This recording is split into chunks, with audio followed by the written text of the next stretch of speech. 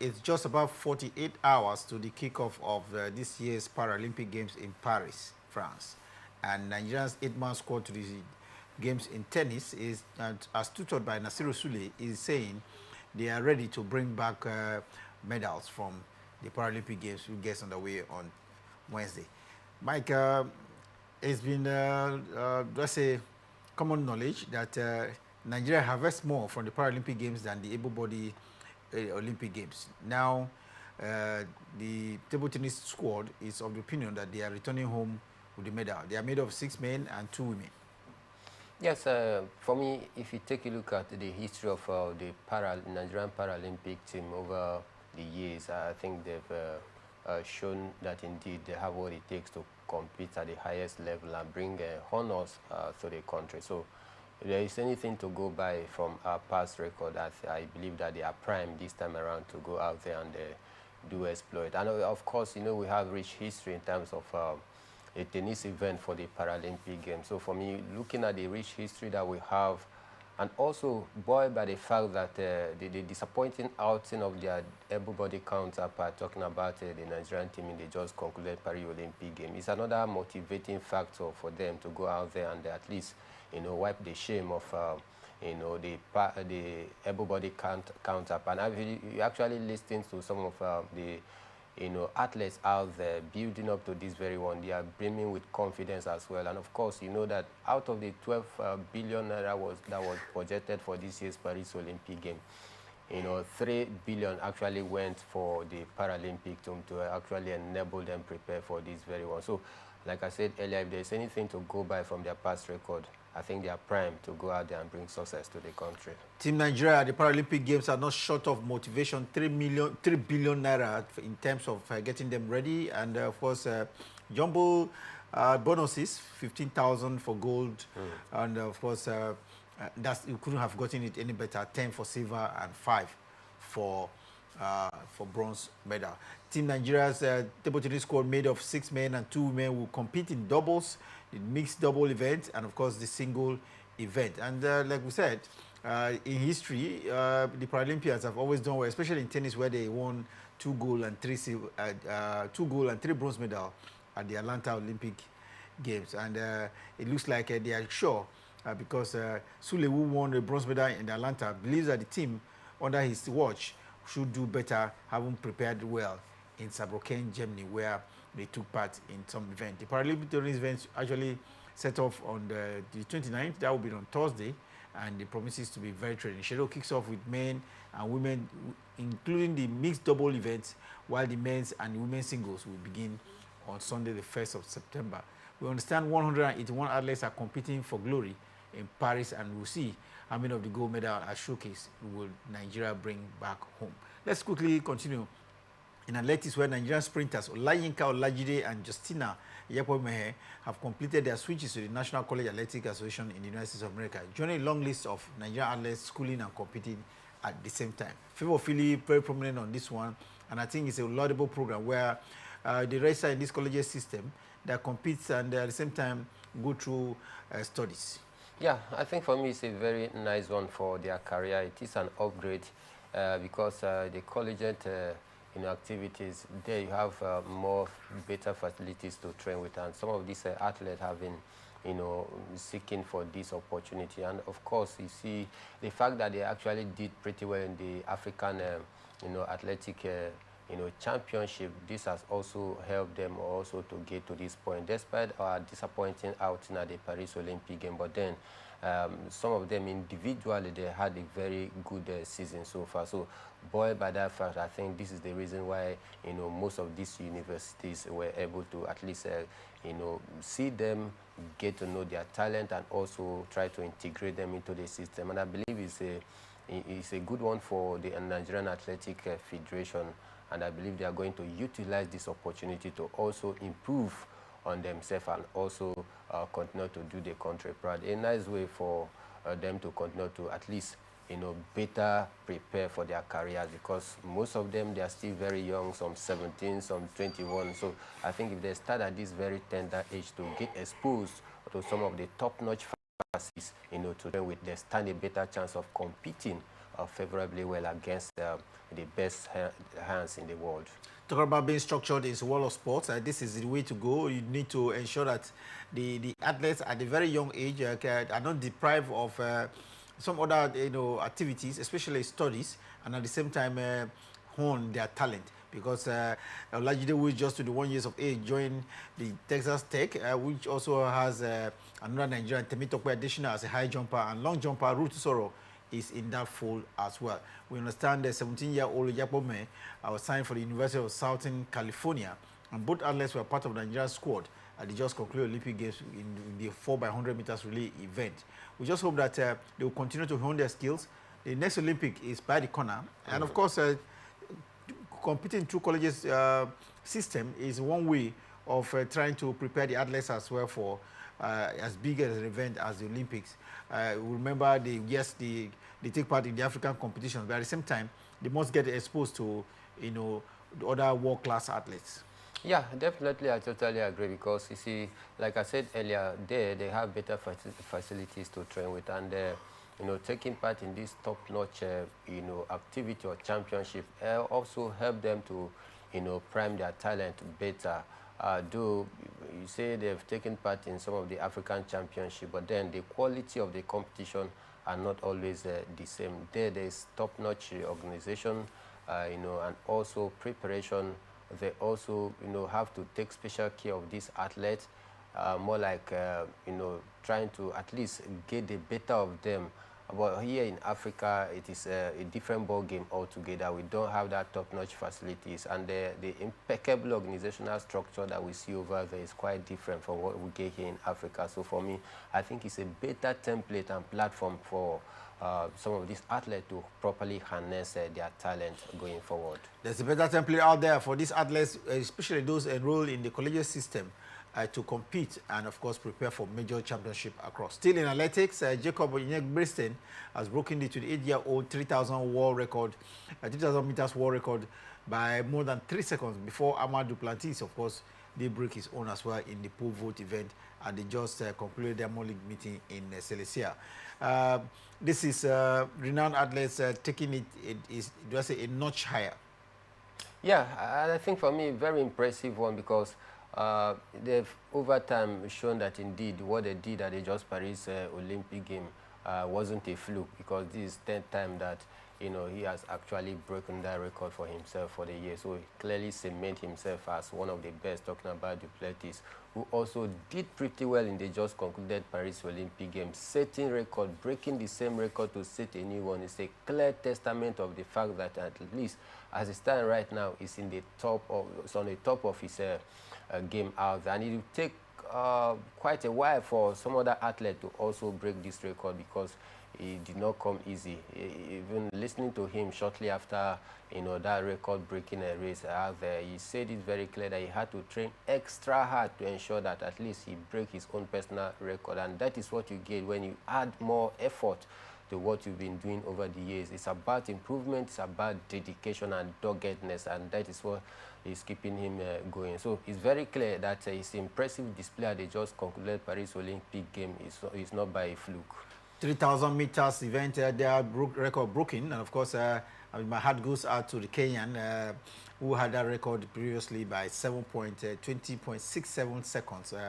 Daniel Komen, who in 1996 broke that record, and that's been a really long time. Yeah. And I think now he will be turning and like, what's going on here? But that's what it is. Records are meant to be broken. In the pole vault event, Sweden's Duplantis cleared 6.26 meters, 1 centimeter higher than this previous record set, like you mentioned there. Sets his record, breaks it, and of course continue to make it his own area. And so Duplantis continue to join American Sam Kendricks and of course Greece Emmanuel Koralis, who won the Olympic silver and bronze respectively after jumping 6 meters. This time around, a notch higher, over 6 meters for Duplantis. Away from that event, let's look at Nigeria's performances at the Abidjan event, where we saw Nigeria's archery team once again make the nation proud with a stellar performance at the annual archery championship held in Abidjan, Ivory Coast. It's not a very popular sport, but we'll continue to keep this one as in an area where continentally we are strong. Yeah, just like you said, not a popular sport, but then I think we are making headway. And what this simply means is that if you invest so much and pay much attention to some of these not popular sport, we can actually compete with the best of the best. Take a look at what they've achieved for the continent of Africa in the archery. I think it's very impressive for a sport that is relatively unknown right here in the country. I believe if we can do more, at least we'll stand a better chance to perform very well in some of these non-popular sports right here in the country. So for the archery team, they've actually been doing us proud. In the last edition, they actually did pretty well. And overall, they have about 10 medals, to show for it. So for me, it's not a fluke. They've actually come to stay. Let's hope that they continue with this developmental project and continue to, fight for honor, when it matters most, because that is what matters for me. And a close attention, a close eye should be paid to the archery team to ensure that they continue to progress and develop the way they are going. Because if they do, I tell you, they are going to be one of the best teams right here in Africa, because they've demonstrated that. But then closer attention need to be paid to this team, so that at the end of it all, they don't just go their different ways. When next we get to remember them is maybe we have any major tournament. That have been the bane, that have been the issue and challenges that we're facing right here in terms of the sports system. There is no consistency. We just wait until maybe just few weeks or few days before any major championship. That is when you get to prepare. Meanwhile, in other climes, they start preparation 2 years, 3 years before any major championship are there. So for me, looking at the way they are going, if much attention is being paid to them, I believe they can even achieve more success. Archery team here in Nigeria have potentials. Talking about the performance, I just concluded the event in Abidjan. They made show a lot of progress at the ball, of course, rake-off and compound archery disciplines.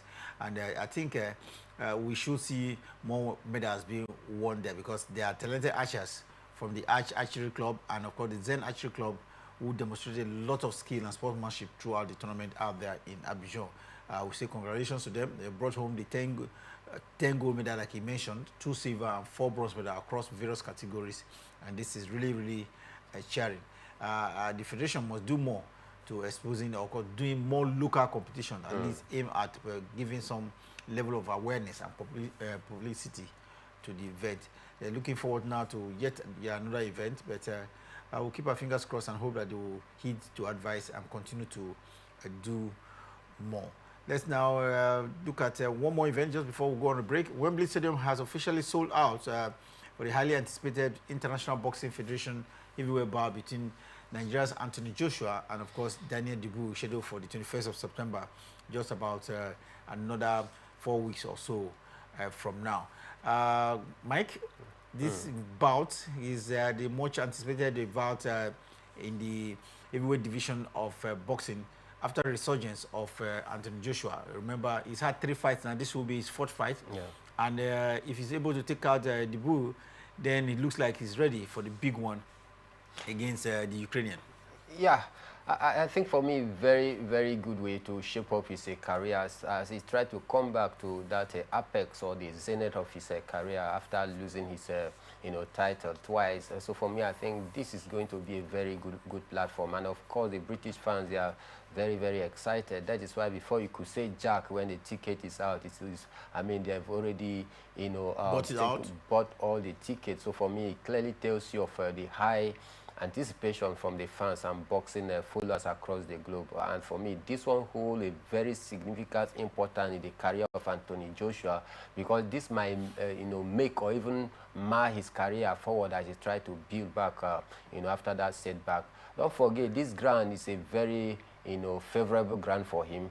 This is where he actually demonstrated or declared his intent to the world when he actually humbled Vladimir Klitschko in that very stadium. So for me, he holds a very significant history for his career. But then he's going to be the challenger of this IBF belt, against Daniel Dubois, a very strong fighter, a hard-punching fighter as well, who is also very slick and very technical on the ring. So Anthony Joshua needs just to be very, very careful going against Daniel Dubois, because I tell you, I've actually taken a watch about his clips out there. Is very, very good on a day, when he catches you. So for me, Anthony Joshua, in his quest to build back his reputation and integrity, I believe that he's, well primed to make this one count for himself. At least if he get this one done and dusted, then he awaits the rematch between the Gypsy King and the IBF holder, talking about the Ukrainian. So for me, I think we are waiting, and I can't even wait for that day, because excitement in the air already from boxing fans across the world. Excitement in the air. To the 1st of September is the date. Anthony Dubois and we have, Anthony Joshua and, of course, Dubois in a very crunch tie. IBF title, heavyweight title, is being held before by Anthony Joshua. Yeah, definitely. He has held that belt before, but relinquished it long time ago. So, like I said, this is another great, opportunity for him to as well demonstrate that indeed what he did before wasn't a fluke. He can also replicate that again against Daniel Dubois, and I'm keeping my fingers crossed. Taking a look at some of his training regiment so far, building up to this game, we want to say yes, Anthony Joshua is very, very ready, very much prepared for this very one. Well, let's hope that he can cross this battle and go for the biggest one, which is against Alexander Usyk, and the whole world will know, yes, Anthony Joshua is back. Nigerian fans here are praying seriously for him to at least excel and get back to his enviable height. True. Nigerians, we have a very rich affiliation with Anthony Joshua, and that is why, when he lost his last bet, it was so painful to, even Nigerians more than the British fans out there, because of the attachment that Nigerians have for Anthony Joshua. A few weeks ago, you just saw, Israel Adesanya breezed into the country, and you saw the excitement and the joy in the heart of Nigeria, despite losing his fight against Duplessis. But then the joy of coming back home still remains, because you have to go back to your roots, just like Bob Marley said, going back to your root. Despite the fact that Anthony Joshua is representing another country, but then his roots is never forgotten, and that is why whenever he gets on the ring, he gets the backing and support of Nigerians everywhere across the world. Well, let's go to tennis now. And talking about tennis reminds me, the biggest event, the last for the year in terms of Grand Slam, is here with us. The U.S. Open taking place in Flushing Meadows gets underway today. And Mike, let's take a look at it. Overall, we understand this is the biggest payday now in tennis. $75 million has been put into this one at organizing it. And winners in both the male and female category can go home with 6.6 million, just that alone as winning the title. But there's graduating from the first round up till the title itself. Understand, if you lose in the first round, you can as well still smile home with $100,000. Organization-wise, how ready are the organizers of the last Grand Slam of the year, the US Open? I think they are very, very ready for this very one. I was actually watching a video about their preparation, about the organizational structure. I tell you, everything has been put in place. Especially, they had more time to actually prepare for this very one. While the Olympic Games was ongoing, they were actually putting finishing touches on ground to ensure that at least they make the last Grand Slam of the year, very, very successful. So for me, if there's anything to go by from the report and record that I've seen so far in terms of the organization, I believe they are ready. Well, organizers are ready. Are the tennis players ready? Defending champion Novak Djokovic is ready, I should think. Can he get at his favorite record of winning at least one Grand Slam every year in the last 7 years? We've not seen him win any Grand Slam. This is the last opportunity of keeping that record, which he has made very enviable in the last 7 years. Novak Djokovic, defending champion in the male category. Yeah, for me, I believe that Novak Djokovic has what it takes, to also defend this very well successfully, especially looking at the fact that he's been able to win one of the elusive trophy that have actually eluded him over the years, talking about the Olympic. Winning that very one is going to serve as additional motivation. And he has made it very clear that he wants to also continue to compete at the highest level, to continue to at least hold sway. So for such a man that has broken all records, that have won everything that there is to win in the world of tennis, and still fighting very hard, even you know, with his age, he's not yet giving up. I tell you, he's very, very ready. But then there are other stiffer opponents as well that he need to also face in this very one. Don't forget, the youngster Yannick Sinner has actually made him not to win anything so far this season. Even Carlos Alcaraz, if not for the final that he won in the Paris Olympic game, I think he had a very, very poor season so far. So the likes of Yannick Sinner, Carlos Alcaraz, Taylor Fritz, Danny Medvedev, these are some top-notch players that are also there to also give him a run for his money. But if you ask me, I tell you, he's very prime, and I think he's ready to defend you know, his title. But then, like I said, he has other obstacles to also cross. Well, obstacles are there for Novak Djokovic to defend his title in Flushing Meadows today. He will start with relatively unknown tennis player, and we should think he will cross the first hurdle and move on. But he has Carlos Alcaraz, Nissigna, the world #1 right now. Don't forget, Novak Djokovic is presently world #2. Yeah. And he's relinquished that. Let's see whether he can make up the points against Nissigna. But he's looking good. He just won the Olympic Games gold medal. And if he's able to, you know, continue in that light, it will just be the oldest tennis player, you know, to win a Grand Slam. And as if that would not be enough, will be the first tennis player in the world, male and female, to make it Grand Slam number 25. Can 25 be a figure he will cherish for a long time? Yes, you see, this record that he set before him, you know, it will actually propel him to at least, you know, do very well, because you want to also hold that enviable record, making it 25 Grand Slam. I think to go ahead of other players, some of the big name, Roger Federer, that have also hold some very impressive record as well. So I tell you, he's very ready. And again, considering the fact that the world #1, talking about Yannick Sinner, it's also in the mix for, you know, some criticism about failing some, you know, doping tests out there. So many tennis players have actually come out to tongue lash him, you know, and the system, talking about the International Tennis Integrity Agency, for allowing Yannick Sinner to compete where he was actually tested positive twice and he failed on that test. You know, some point was actually deducted from him, and some money, you know, was levied against him. And so many players out there was like, you know, there seems to be a favoritism or some stuff out there. There seems to be a double standard from the International Tennis Integrity Agency. And this will also help to push Carlos Alcaraz, Novak Djokovic rather, to see if he can be able to close in the gap against Yannick Sinner, having seen that some points have been deducted from Yannick Sinner. They just have few points right now before he can close up that gap. Then again, pursuing 25 Grand Slam, I think these are some of the key elements that is going to, you know, propel Novak Djokovic to want to push, you know, very hard to see if he can be able to dethrone Yannick Sinner as the world #1. Talking about dethroning world #1, Yannick Sinner, Novak Djokovic is there. There's Carlos Alcaraz, there is Zverev.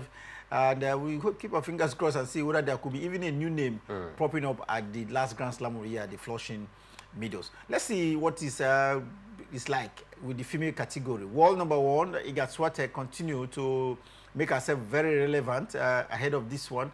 Apart from that, there is Coco Gauff. You remember in 2021, she won her very first Grand Slam there.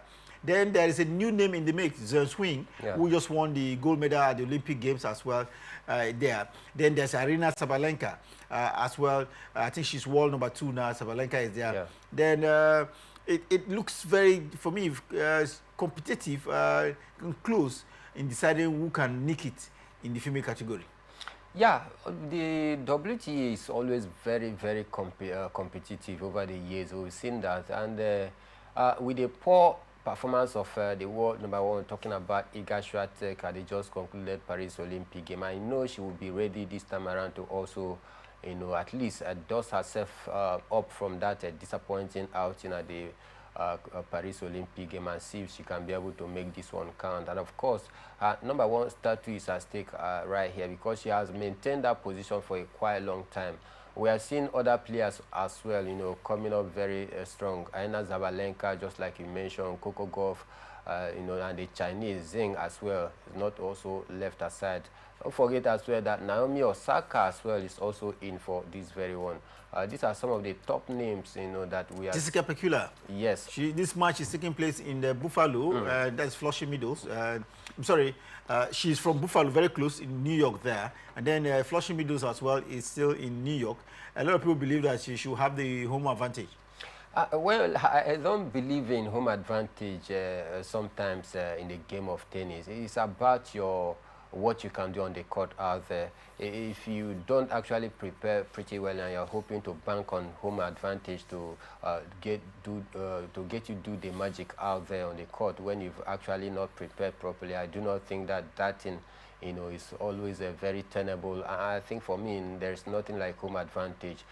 What I'm thinking is about some players that are ready, that have you know, perfected their plans, you know, have great ambition to also make this one count, that will also count in this very one. Not about home advantage for me, because if you don't prepare and you're banking on home advantage, I mean, you are not going to see that magic happen. So I don't give her any chance at all. I still reckon with the likes of Iga Swiatek, Coco Gauff, Aina Zabalenka, or even the Chinese, you know, over her in this very one. Well, the first round fixtures gets underway today, and it promises to be very tight. A lot of players will be on the court later today. We'll promise to give you the results of the matches that we played, at least some of the matches on our program, Sports Extraordinary, coming up at 6 p.m. Nigerian time. But a lot of the stars are really getting ready to get to that court out there at Flushing Meadows. The Grand Slam, like we mentioned to you, $3.6 million US at stake as winning, as prize for the winner of the title. But if you get to fall out from today, then you can still smile to the bank with $100,000 US. That's the handsome paycheck for maybe just 1 hour, 2 hours on the court. We'll take a break now. When we return from break, we'll get to the ever-busy world of football. There is complete return of football in Europe as well. Then on the continent of Africa, qualifiers for the second round of the